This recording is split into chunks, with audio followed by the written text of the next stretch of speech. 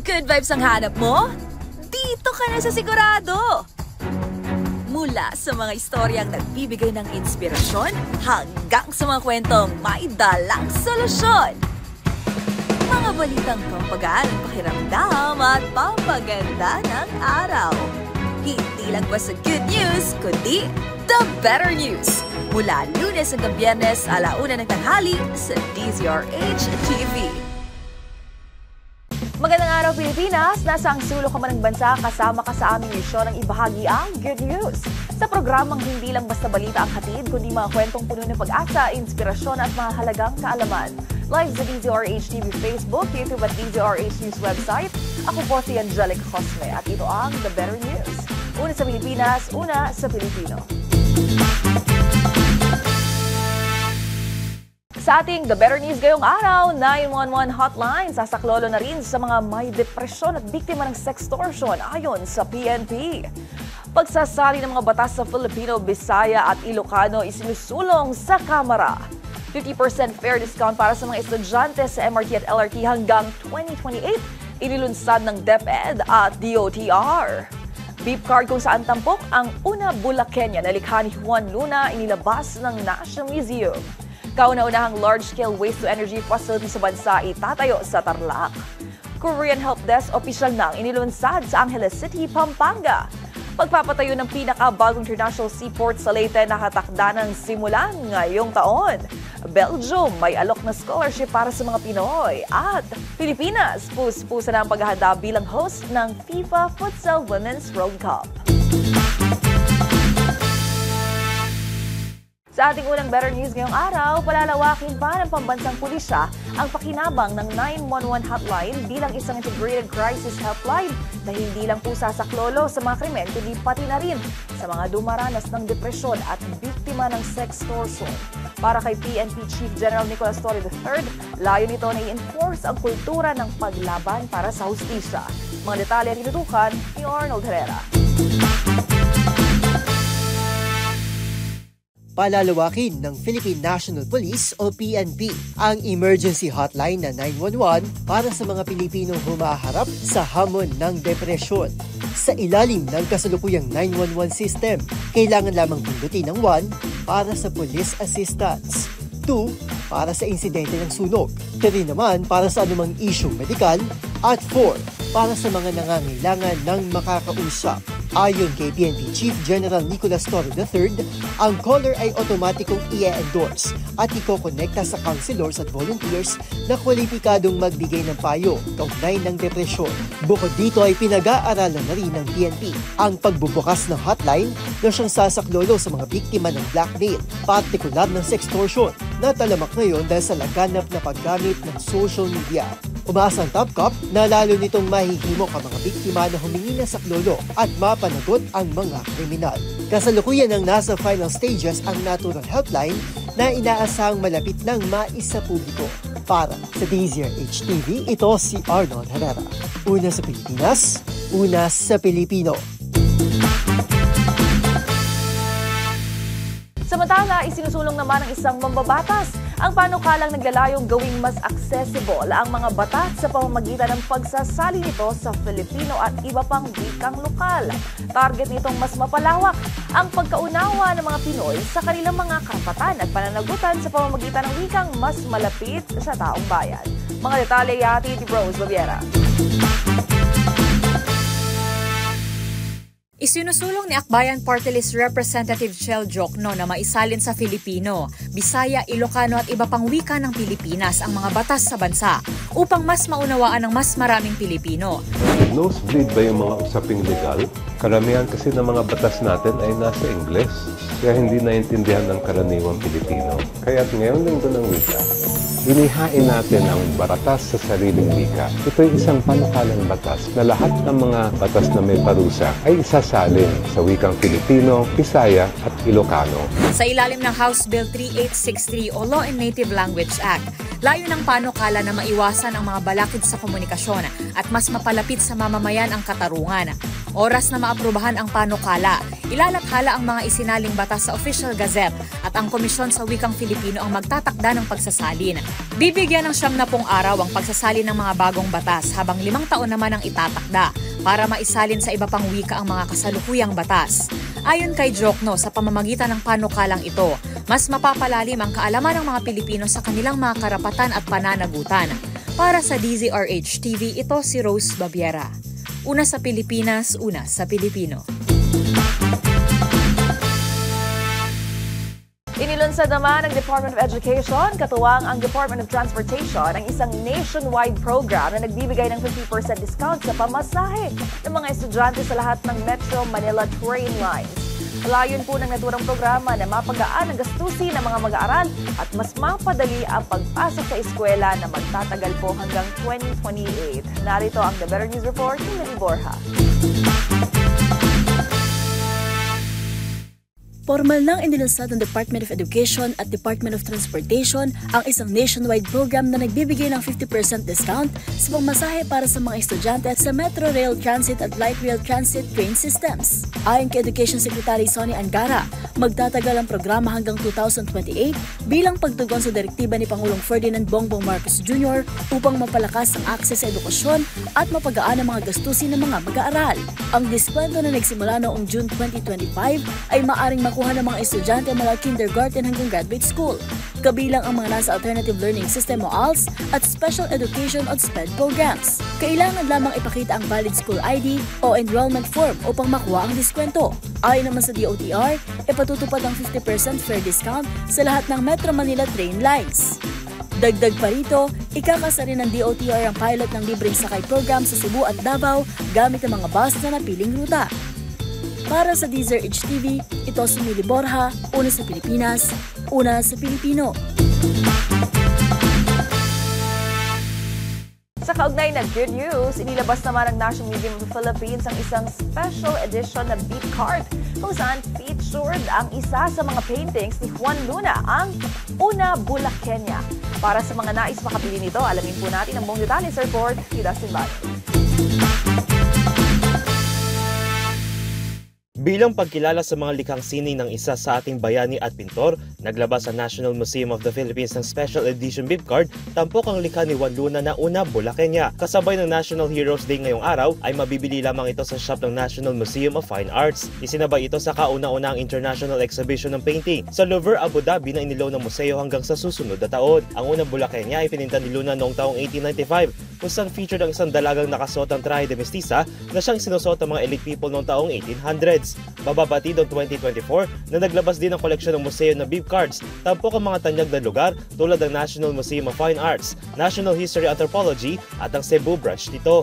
Nakarang taon naman ang ilabas din ito ang Special Bib Card para sa ika-140 taong anibersaryo ng isa sa pinakakilalang gawa ni Juan Luna na Spolarium. Samantala, mabibili ang limited edition ng Una Bulaqueña Bib Card sa halagang 480 pesos sa Fine Art Shop ng alas 9 ng umaga hanggang alas 5 ng hapon. Para sa DZRH TV, ito si Dustin Bayog, una sa Pilipinas, una sa Pilipino. Samantala sa iba pang balita, nakatakda namang itayo ang kauna-unahang large-scale waste-to-energy plant sa bansa. Malaking hakbang po ito upang mapaunlad ang sustainable development at ang pagiging moderno ng waste management sa bansa. Mga detalye sa report ni Hero of Vic Manuel. 4 na bilyong halaga ng waste-to-energy o WTE plant ang nakatakdang itatayo sa 4 na ektaryang lupain sa Capas, Tarlac ng ATD Waste-to-Energy Corporation, katuwang ang Global Heavy Equipment and Construction Corporation at ng India-based Utsum Energy Limited. Ito ang magiging kauna-unahang large-scale waste-to-energy facility sa Pilipinas, isang makasaysayang hakbang tungo sa sustainable development at modernong waste management. Ayon sa Presidente at CEO ng ATD-WTE na si Amando Diaz, ang proyekto ay naglalayong tugunan ng dalawang urgent national concerns, ang waste management at ang energy generation. Sinabi ni Diaz na ang nasabing pasilidad ang magiging una sa Pilipinas na idinisenyo upang i-convert ang solid waste sa malinis at renewable energy. Ayon pa dito, higit pa ito sa isang planta ng kuryente kundi ito ang magsisilbi bilang transformative solution na umaayon sa layunin ng pangangalaga sa kapaligiran, energy security at sustainable urban development. Para sa DZRH TV, ito si Rovic Manuel. Una sa Pilipinas, una sa Pilipino. Opisyal naman binuksan ng Korean Help Desk sa Angeles City, Pampanga upang mas mapatibay ang seguridad ng mga Koreanong naninirahan, nagtatrabaho at nag-iimbes sa naturang Luzon. Layo ng inisyatiba na mas maprotektahan ang kapakanan ng halos 2,000 Koreano sa kilalang mini Korean town ng Angeles City. Magbabalita si Mili Borja.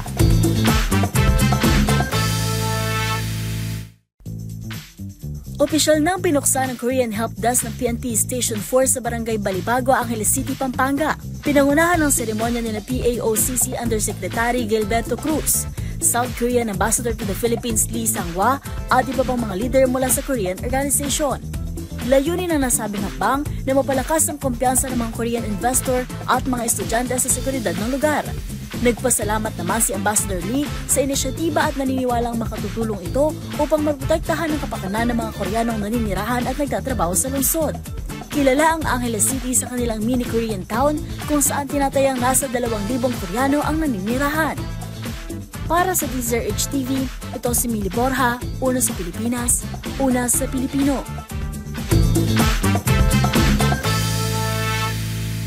Samantala, nakatakda ng simula ng konstruksyon ng pinakabagong international seaport sa probinsya ng Leyte. Ito'y tatawaging Leyte Province International Port at Leyte Export Processing Complex na layong palaguin ang ekonomiya sa nasabing rehiyon. Ang iba pang detalye sa report ni James Galange. Nakatakda ng simula ng pagpapatayo ngayong taon ang pinakabagong international seaport sa probinsya ng Leyte na tatawaging Leyte Province International Port at Leyte Export Processing Complex. Ayon sa Leyte Provincial Government, layo nitong palakasin ang ekonomiya ng rehiyon pagdating sa import at export ng mga lokal na produkto. Pahayag ni Leyte Governor Carlos Jerico Petilla, sa tulong ng naturang port, wala nang kailangan transshipment para sa mga importasyon na nakalaan sa Eastern Visayas. Dahil dito, inaasahan ang pagbaba ng presyo ng mga bilihin. Dagdag pa nito, inaasahan din na pababain nito ang taripa, gayon din ang paglikha ng mas maraming trabaho para sa mga lokal na residente. Masikli rin ang oras ng biyahe ng mga barko at mas magiging mabilis ang pagpasok at paglabas ng mga produkto at kalakal. Samantala, tinatayang sasakupin naman ito ang humigit kumulang 20 hektarya ng lupa kung saan itatayo mga container yard, warehouse at docking area para sa mga barko. Habang aabuti naman na mahigit 1.6 billion pesos ang kakailangan ng pondo para sa pagpapatayo ng naturang proyekto na siyang niloan sa Development Bank of the Philippines. Inaasang matatapos naman ang naturang proyekto sa taong 2027. Para sa DZRH TV, ito si James Galange, una sa Pilipinas, una sa Pilipino. The better news naman po sa mga nangarap mag-aral abroad, may alokasing scholarship ang gobyerno ng Belgium sa mga estudyante mula sa mga developing country, kabilang na ang Pilipinas. Kung hanggang kailan po bukas ang aplikasyon at ano ang programs na ino-offer, alamin sa report na ito. Bukas hanggang September 19 ang aplikasyon para sa mga nangangarap mag-aral sa Belgium. Sa anunsyo ng Embassy of the Kingdom of Belgium in Manila, may alok silang scholarship sa mga estudyante mula sa developing countries, kabilang na ang Pilipinas. Ilan nga sa mga ino-offer na programs ay Bachelor's Degree in Business Data Analysis, mayroon ding Master's Degree in Human Rights, Integrated Health Risk Management, Public Health Methodology at Transport and Logistics. Bukod sa Pilipinas, kabilang din sa Southeast Asian countries na nasa listahan ay Cambodia, Indonesia, Nepal at Vietnam. Saklaw naman ang naturang scholarship ang gastos sa pagbiyahe abroad, living allowance, bayarin sa visa application, gayon din ang registration fees, indirect mission at insurance cost. Samantala, para naman sa mga interesadong magsumite ng aplikasyon maliban sa diploma, kailangan din magpakita ng patunay na nakapagtrabaho sa pinanggalingang bansa ng hindi bababa sa 2 taon. Bisitahin lang ang website ng Academy for Research and Higher Education para sa buong detalye.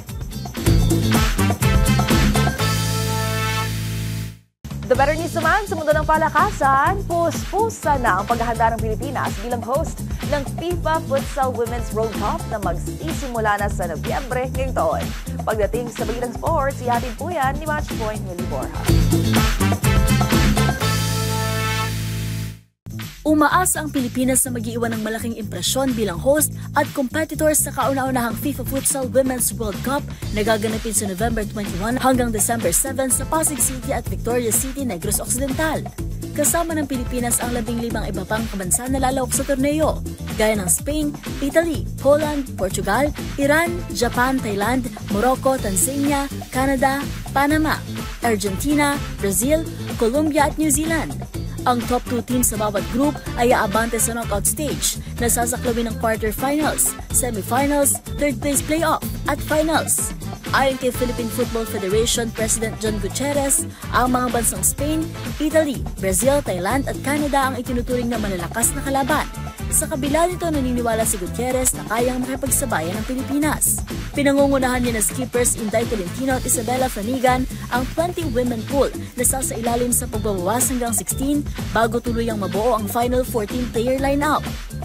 Magkakaroon din ng training camp ang national team sa Japan sa kalagitnaan ng Setyembre bilang bahagi ng kanilang paghahanda. Nakatakdang isagawa ang official draw ceremony sa September 15 ayon kay Isabella Fernando, Head of Government Relations ng FIFA Futsal Women's World Cup Local Organizing Committee. Magugunitang nagbigay din ng suporta sa pag-host ang Administrative Order No. 35 na nilagdaan ni Pangulong Ferdinand R. Marcos Jr. na nagtatag ng Interagency Task Force para sa torneo. Para sa DZRH TV, ito si Mili Borja, una sa Pilipinas, una sa Pilipino.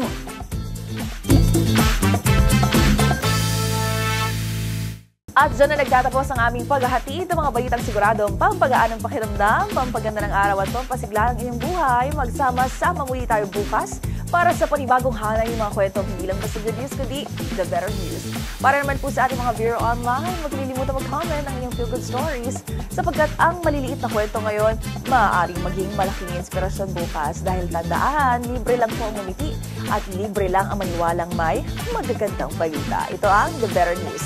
Ako po si Angelica Cosme para sa DZRH TV, una sa Pilipinas, una sa Pilipino.